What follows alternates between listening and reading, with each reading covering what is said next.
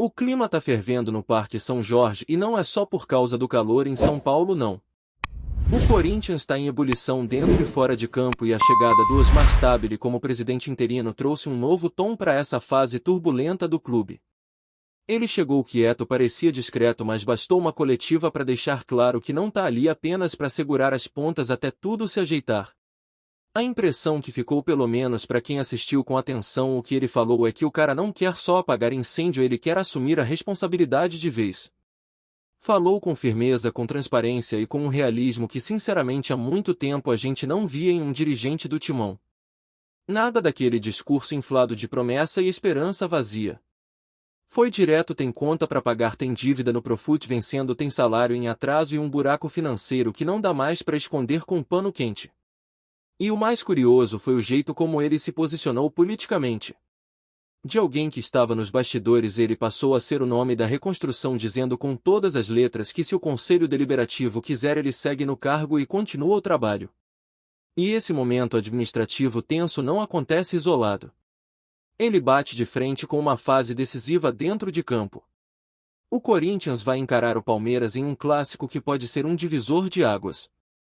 Não é só pelas oitavas de final da Copa do Brasil, é pela chance de resgatar a moral, virar a chave da temporada e quem sabe transformar o clima em algo mais positivo.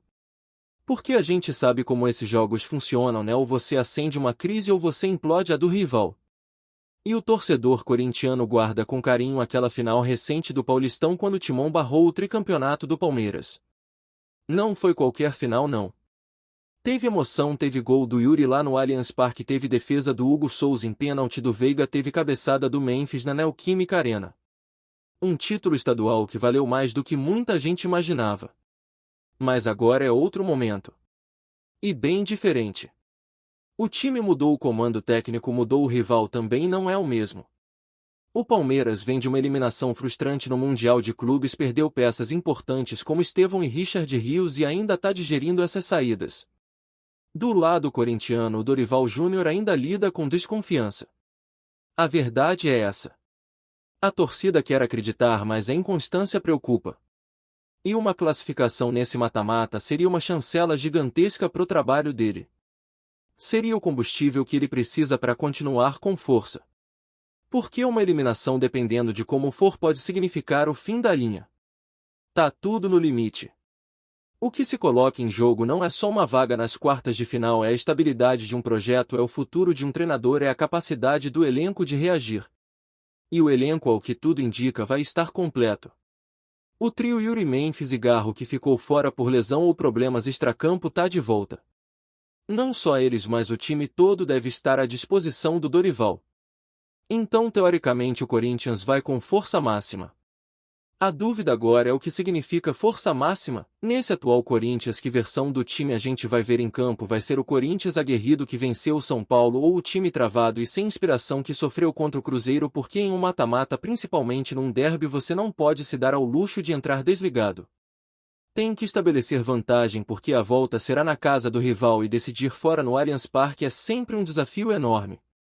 Esse primeiro jogo na Neoquímica Arena é o momento de mostrar que o Corinthians pode competir de igual para igual mesmo em meio ao caos político. E por falar em caos, não dá para deixar de mencionar a arbitragem. Foi definido que o Wilton Pereira Sampaio vai comandar o apito no campo com o Braulio da Silva Machado no VAR. E aí, meu amigo, segura o coração. A escolha gerou questionamento imediato. Não que qualquer árbitro fosse agradar todo mundo num jogo desse tamanho, mas os dois nomes trazem histórico. O Wilton já apitou clássicos entre os dois com uma vitória e uma derrota pro Corinthians, mas o problema não é o resultado. É o estilo dele. É aquele árbitro que parece que conduz o jogo com um certo distanciamento, que acomoda, que não impõe. Um cara que já foi para 2 Copas do Mundo, tem selo da FIFA, mas mesmo assim não passa confiança para todo mundo. Agora o que mais preocupa mesmo é o VAR. O Braulio da Silva Machado vai estar na cabine e isso, convenhamos, acende um alerta. O torcedor lembra muito bem da final da Copa do Brasil de 2022, quando a bola bateu no braço estendido do Léo Pereira e o árbitro insistiu que foi na barriga. É esse tipo de decisão que faz o torcedor perder a cabeça. E o detalhe é que o Braulio foi afastado de jogos importantes justamente por erros como esse. Agora tá ali no VAR supostamente num lugar mais seguro. Mas será mesmo um cara que tem dificuldade de leitura de jogo e interpretação da regra vai ser mais eficiente com replay e câmera lenta? Fica difícil acreditar. A sensação é que a comissão de arbitragem tenta se proteger mantendo ele empregado, mas sem mais espaço no campo colocam ele no vídeo. E um erro de VAR, a gente sabe, pode mudar tudo num confronto equilibrado. Enquanto isso, nos bastidores o mercado continua agitado. O Corinthians segue tentando reforçar o elenco, mas a situação financeira complica demais qualquer negociação. O nome da vez é Vitor Sá. O jogador já vinha sendo observado há semanas e agora a conversa avançou. Não era a primeira opção nem a segunda. Antes dele o clube tentou Biel, Antoine Pedrinho, até Elinho foi cogitado. Sanabria, Lucas Ribeiro, Ron, uma lista de tentativas frustradas. E a verdade é que quase todas essas tratativas esbarraram em uma coisa: a falta de dinheiro. O Corinthians está contratando sem dinheiro no cartão, estourado na base do "vamos ver o que dá para fazer". A negociação com Vitor Sá evoluiu justamente porque as outras falharam. E pode ser que ele venha assim. Mas também pode vir mais alguém. Porque circula a informação de que o Corinthians está conversando com outro ponta além do Vitor Sá. E não seria surpresa se os dois chegassem juntos ou se nenhum viesse, dependendo dos valores. O Vitinho, por exemplo, foi outro nome citado. Muita gente dentro do clube diz que foi oferecido, mas a versão do staff dele é outra: foi o próprio Corinthians que procurou. A negociação existe ainda que informal, e o interesse também. E não seria absurdo imaginar que o tal clube brasileiro que concorre com o Fluminense pela contratação do Vitinho seja justamente o Corinthians. Já o Carlos Vinícius também apareceu como possibilidade. Mais um que foi sondado, mas nada concretizado. A dificuldade é sempre a mesma: falta de caixa. O Corinthians tenta fazer mágica com um orçamento minado, buscando empréstimos, parcelamentos, acordos. E aí, nessa ciranda de nomes, alguns torcedores se empolgam, outros se desesperam e a diretoria tenta manter o equilíbrio. Porque se o clube já contratou mal com dinheiro, agora tem que acertar no alvo mesmo sem grana. E ainda tem a situação do Memphis, que segue rendendo bastidores. Perguntado sobre ele, o Stabile foi direto: o contrato será cumprido. Disse que nem o jogador nem seu staff procuraram o clube para qualquer negociação. Mesmo assim, existe a possibilidade de que nos próximos dias o Corinthians tenha que arcar com metas e vencimentos altos. E quando foi questionado se não valeria a pena reavaliar esse contrato, talvez tentar um acordo mais viável financeiramente, o presidente interino recusou a ideia. Deixou claro que a palavra dele é que o contrato vai até o fim. Agora é esperar para ver se isso se sustenta nos próximos capítulos. Dentro dessa confusão, todo o nome do Stabile começa a ganhar força. E o mais curioso é que ele não esconde mais isso. Disse sem rodeios que se o conselho quiser ele permanece como presidente. E foi além, reforçou que iniciou um processo de reconstrução que precisa continuar e que não dá mais para aceitar o tipo de gestão que se concentrava apenas em uma figura central. Alfinetou o antigo presidente, apontou que não fazia parte da administração anterior e que agora tenta consertar o estrago. Falou com clareza sobre fluxo de caixa, sobre antecipações de verba da Liga Forte Futebol, sobre os erros de planejamento que estouraram entre maio e julho. Foi transparente e até de certa forma humilde. Mas ao mesmo tempo firme.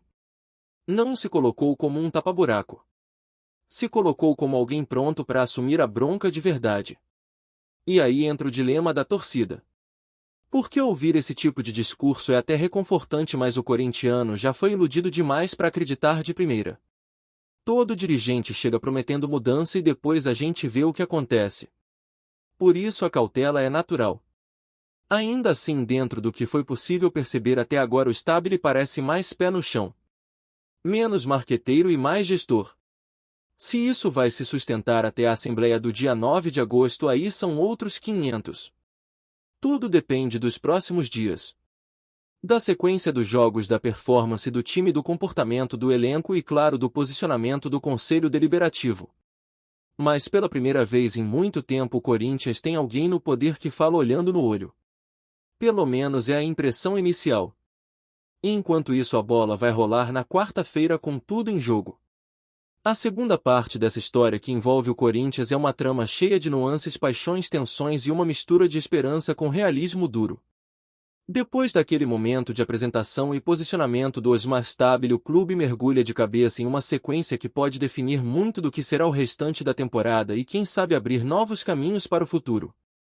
Mas não é só dentro de campo que as coisas pegam fogo.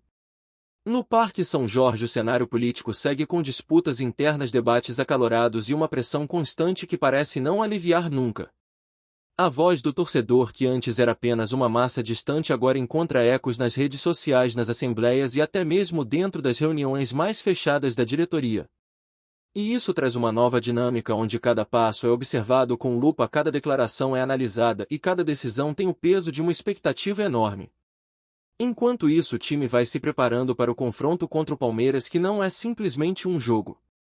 É uma batalha que carrega a história recente dos dois clubes, a rivalidade que só cresce e o orgulho de cada lado. A equipe do Corinthians tem consciência de que o clássico é um termômetro para o trabalho do Dorival Júnior e para a confiança da torcida. E o treinador, por sua vez, tenta encontrar o equilíbrio entre disciplina tática e a necessidade de permitir que o talento dos jogadores aflore em campo. Não é uma tarefa fácil. Afinal, o elenco é limitado, passou por mudanças recentes e ainda busca a melhor formação possível para equilibrar defesa e ataque. Dorival sabe que o resultado do clássico pode mudar muita coisa, mas também está ciente de que não pode colocar todo o peso do time numa única partida. O trabalho de reconstrução é diário, constante e exige paciência. No dia do jogo, a atmosfera na Neoquímica Arena é elétrica. A torcida comparece em peso mesmo sabendo que o time ainda está longe do ideal.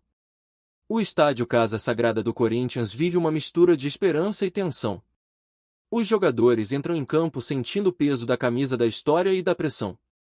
Os primeiros minutos do clássico são intensos, com marcação alta, disputa acirrada no meio-campo e uma série de lances que mostram a vontade de ambos os times em sair na frente. O Corinthians tenta impor seu ritmo, mas o Palmeiras não dá espaço e reage com jogadas rápidas e objetivas. A arbitragem, por sua vez, não consegue se livrar do olhar atento das câmeras e das reclamações da torcida. Cada lance polêmico vira motivo para discussões e o VAR é acionado algumas vezes, deixando o jogo ainda mais tenso. O clima dentro do estádio se torna uma verdadeira montanha-russa. Em um momento, o Corinthians tem a chance de abrir o placar com um chute perigoso de fora da área. No outro, o Palmeiras responde com uma jogada ensaiada que quase surpreende a defesa alvinegra. O jogo segue equilibrado, com oportunidades para os dois lados, mas sem que nenhum consiga romper o empate até o intervalo. No vestiário, o treinador corre para ajustar a estratégia, buscando alternativas para furar o bloqueio adversário e ao mesmo tempo proteger a defesa, que já mostrou alguns sinais de vulnerabilidade. Ele sabe que o segundo tempo será decisivo e que a pressão só vai aumentar. Quando a segunda etapa começa, o ritmo permanece intenso. Os jogadores do Corinthians mostram mais vontade, tentam ser mais agressivos, mas ainda pecam na finalização e na criatividade. A torcida sente a necessidade de empurrar, o time canta sem parar e tenta manter a energia lá em cima. Aos poucos a equipe vai criando oportunidades, mas falta aquela precisão para transformar chances em gols. O Palmeiras, por sua vez, se fecha um pouco mais, busca o contra-ataque e espera o momento certo para surpreender. O relógio vai correndo e a tensão só aumenta. Cada dividida vira uma batalha, cada passe errado é motivo para um suspiro coletivo da arquibancada. No final do jogo, a arbitragem volta a ser protagonista.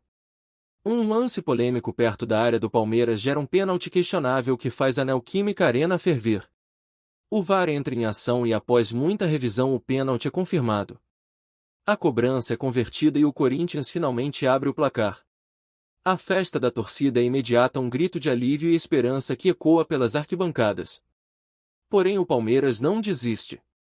Nos minutos finais, a equipe paulista pressiona muito, busca o empate com todas as forças e consegue marcar um gol que deixa tudo igual. O jogo termina empatado, mas com aquela sensação de que poderia ter sido diferente. Para o Corinthians foi um resultado que vale mais pela entrega e pela luta do que pela vitória em si. Depois do apito final, o clima é misto. Os jogadores sabem que deram o máximo, mas também que falta ainda muito para que o time se consolide. O treinador destaca a importância de aprender com os erros e continuar trabalhando para corrigir os defeitos. A torcida, apesar de decepcionada por não ter visto a vitória, reconhece a entrega e mantém a esperança de que esse grupo pode evoluir. Nos dias seguintes, a análise do jogo vira pauta nos programas esportivos, nas rodas de conversa e nas redes sociais. O debate gira em torno da capacidade do elenco, das escolhas táticas do técnico e da influência da arbitragem no resultado. Paralelamente a esse momento, dentro de campo, os bastidores do Parque São Jorge seguem fervendo. O Conselho Deliberativo marca uma reunião para discutir os rumos da presidência e os próximos passos para o clube. O Osmar Stabile, com seu discurso firme, tenta conquistar o apoio dos conselheiros, mostrando números, planos de gestão e propostas para estabilizar financeiramente o Corinthians. Ele enfatiza a necessidade de união e transparência, reforçando que o momento é de reconstrução e não de conflitos internos. Apesar disso, a resistência existe. Alguns membros questionam o passado, apontam erros e demonstram ceticismo quanto à capacidade do interino de liderar o clube a um novo patamar. A pressão da torcida também ganha força nesse cenário. Grupos organizados organizam manifestações, pedem mudanças urgentes e cobram resultados concretos.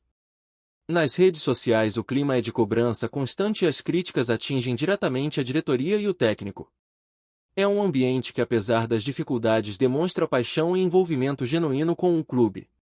Esse calor todo cria um cenário desafiador para quem está à frente da gestão, que precisa equilibrar expectativas e limitações.